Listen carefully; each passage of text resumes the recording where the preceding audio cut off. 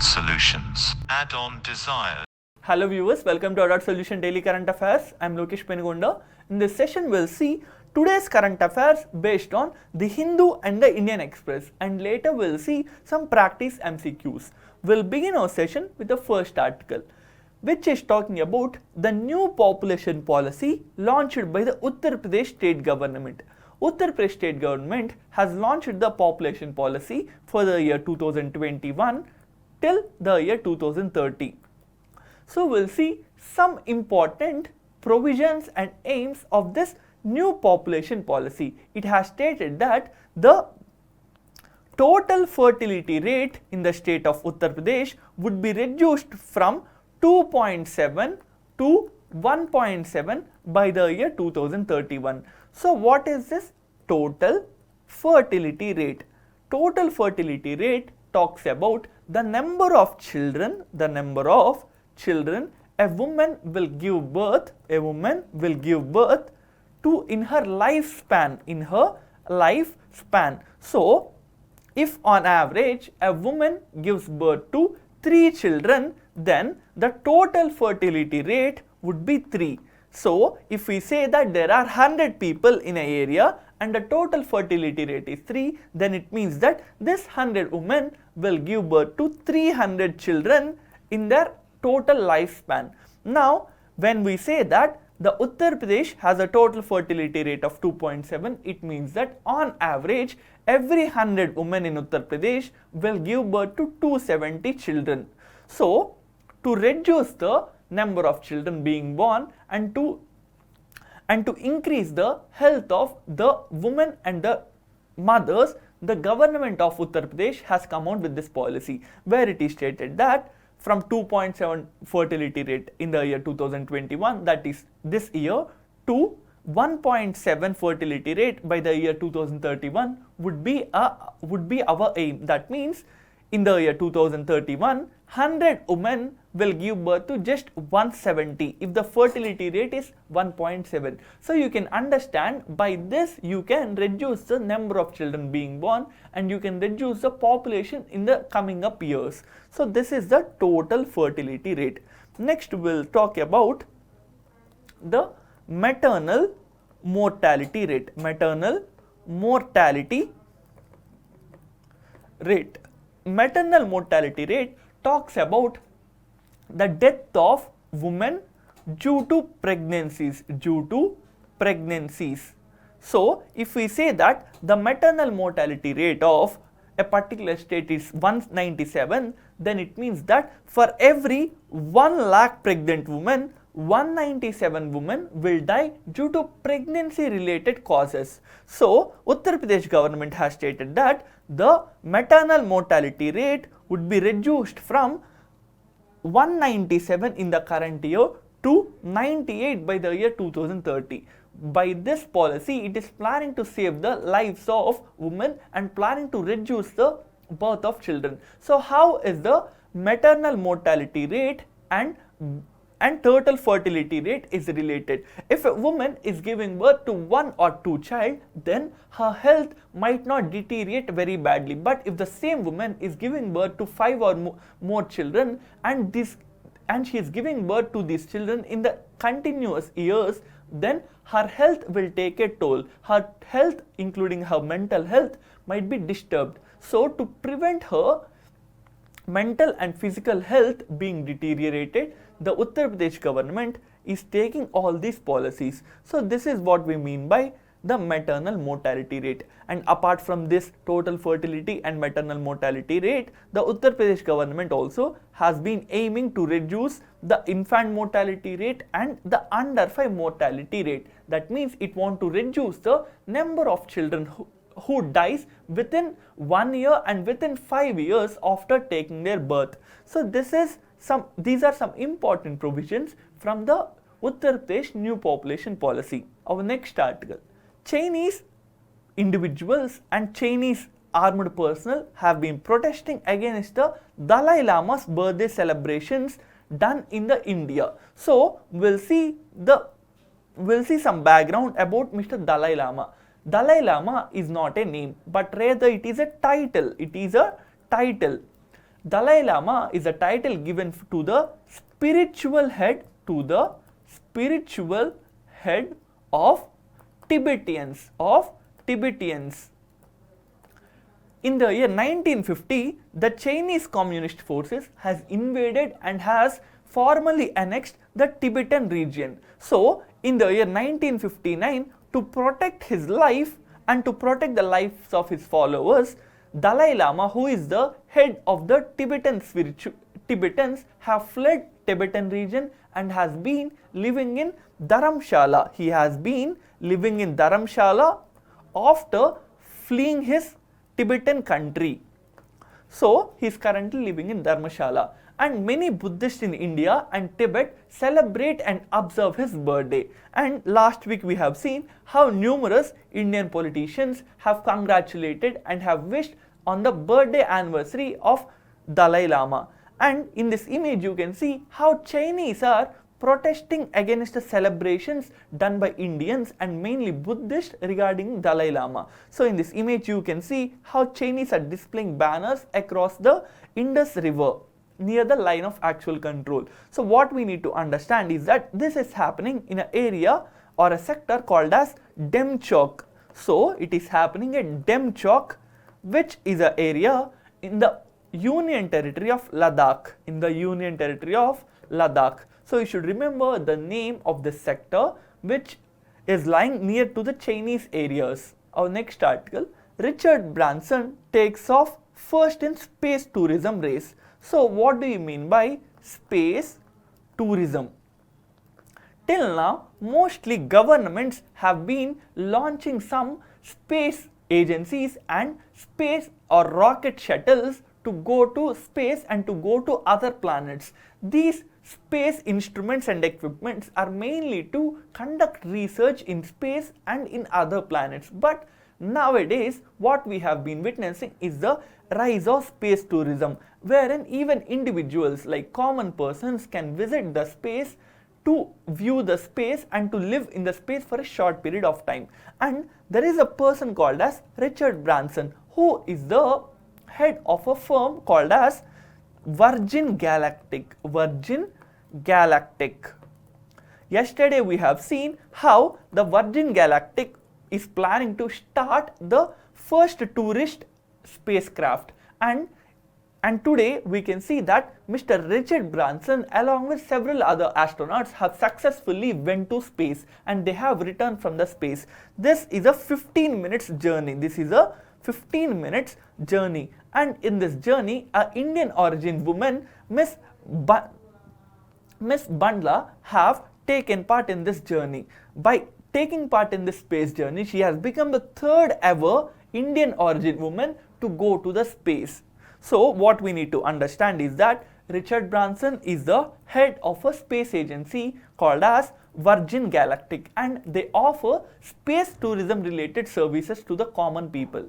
In our next article, Mr. Djokovic has got the 20th Grand Slam. So what is this Grand Slam? Every year, 4 top tennis championships occur. Top tennis championships takes place in the world. These are the Australian Open, the French Open, the Wimbledon Open and the United States Open. Wimbledon is a tennis arena in the United Kingdom. It is a tennis arena in the United Kingdom. So every year 4 top tennis championships occur in all these 4 countries. And yesterday Mr. Djokovic has won in the Wimbledon, that is the United Kingdom Championship. By winning the Wimbledon, he has got his 20th ever career Grand Slam. And by winning his 20th ever Grand Slam, he has equaled the Grand Slams of Mr. Federer and Nadal. In the image you can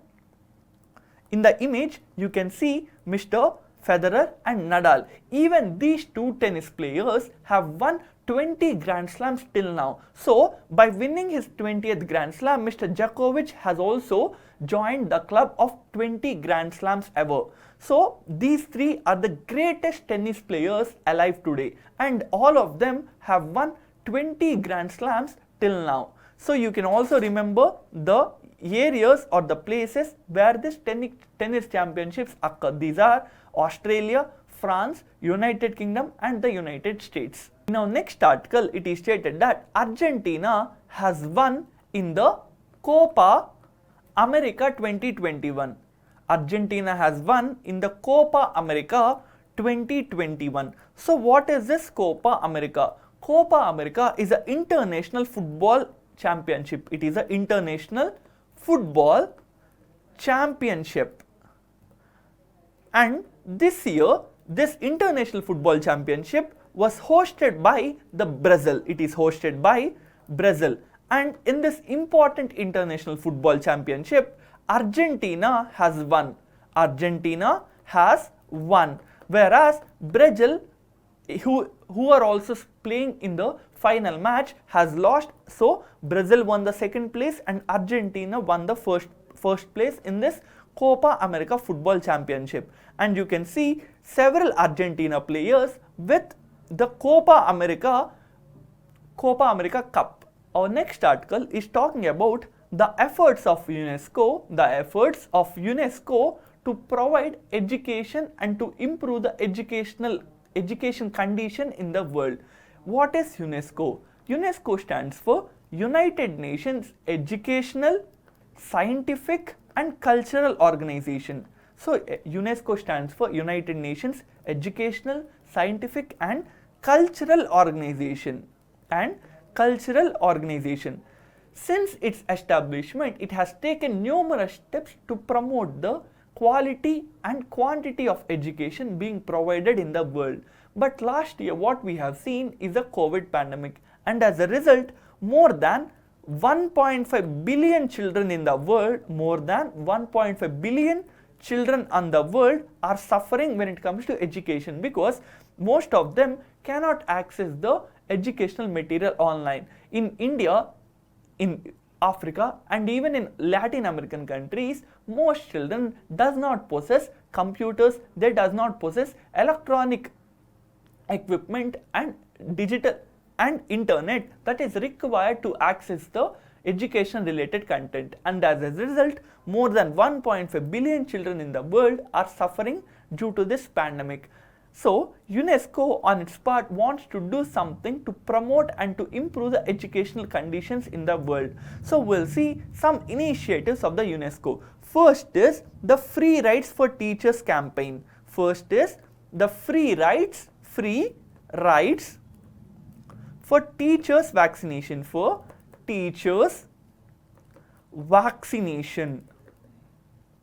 to make sure that teachers in the entire world are getting vaccinated so that they can start their teaching activities. UNESCO has tied up with a company called as Uber. So UNESCO and Uber has launched a joint campaign called as Free Rights for Teachers Vaccination, wherein Uber has stated that it will provide 1 lakh free rides to the teachers, so as to help these teachers to go from their homes to the vaccination centers and from vaccination centers back to their homes. So this is one initiative of Uber along with UNESCO. The second initiative of UNESCO is the Global Education Coalition. The second initiative of UNESCO is the Global Education Coalition. Last year, when COVID pandemic struck the world, the UNESCO has initiated and launched this Global Education Coalition, wherein it plans to improve the accessibility of education. In this initiative, the UNESCO is getting help from many international organizations and many civil society organizations, including the International Labour Organization, including the World Bank, and including many philanthropic trusts and societies. So what we need to remember is that Global Education Coalition is launched by UNESCO, and you should also remember the name or the campaign called as Free Rights for Teachers Vaccination campaign, launched by UNESCO along with Uber. Our next article is talking about the reduction of size of a proposed tiger Tiger Reserve. So what is this proposed tiger reserve name? There is a proposed tiger reserve called as Lemru Tiger Reserve. Lemru Tiger Elephant Reserve. Sorry, it is a Lemru Elephant Reserve. This elephant reserve is proposed to be established in the Chhattisgarh. It is proposed to be established in the Chhattisgarh so as to safeguard the areas of elephants. But what we have seen is that the proposed elephant reserve size has been reduced from nearly 2000 square kilometers to 500 square kilometers nearly.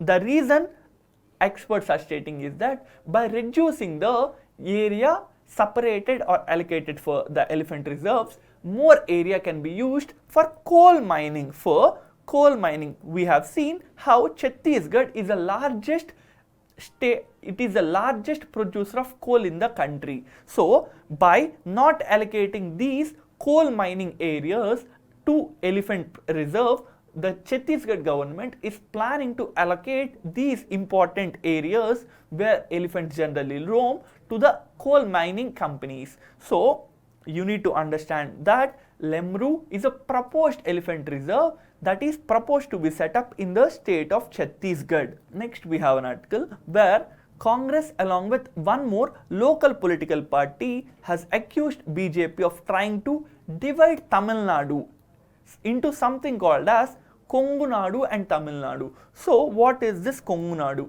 There is a southern state of India called as Tamil Nadu. The western part of this Tamil Nadu, the western part of Tamil Nadu is called Kongu Nadu. It is called as Kongu Nadu.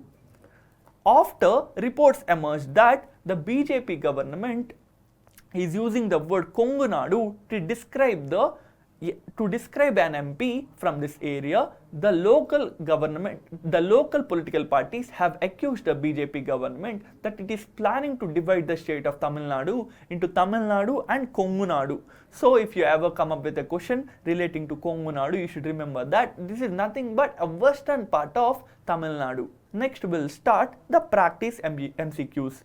First question, the proposed Lemru Elephant Reserve is in the state of, is it in Goa? Is it in West Bengal? Is it proposed to be in Chhattisgarh, or is it to be in the Madhya Pradesh? The answer is Chhattisgarh. Next, the Global Education Coalition Initiative is launched by, is it launched by the United Nations Development Program? Is it launched by the International Labour Organization? Is it launched by the World Bank, or is it launched by the UNESCO? The answer is UNESCO. Who has won the 2021 Copa America? Is it Venezuela? Is it Canada? Is it Argentina? Or is it Brazil? The answer is Argentina. And with this, we have come to the end of this session. Inform about ADOT's initiative to your other aspirant friends. You can visit our website to attempt mock test based on our current affairs videos. Thank you for watching. Add-on solutions. Add-on desires.